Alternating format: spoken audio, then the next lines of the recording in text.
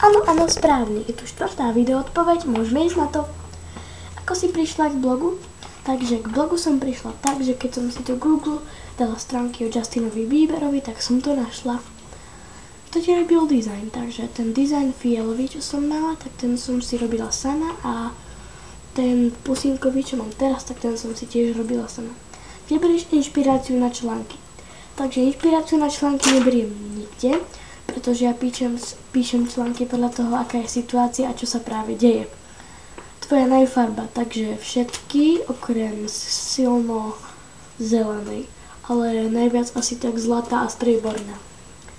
Aký máš telefon? Takže ja mám telefon Sony Ericsson Xperia Mini s vyzúvacou klávesnicou. Máš domáce zviera? Áno, mám psa. Je to čivá krátkozrstá a volá sa Timmy. Máš obľúbené jedlo? Slovenské brinzové halušky. Pardon.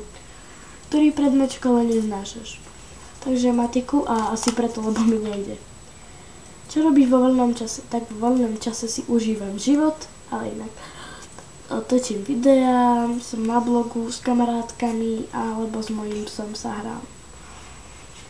Aké máš známky? Takže jednotky, dvojky, ja za tento školský rok mám 1 trojku, takže myslím si, že je to celkom dobre. Takže majte sa fajn, uvidíme sa na budúce a s Bohom.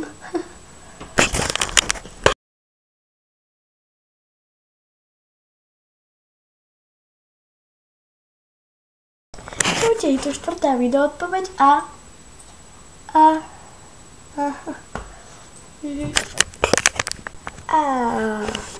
máš domáce zviera?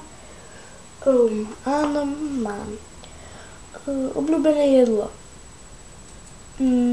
Naše slovenské... Nie, ešte raz.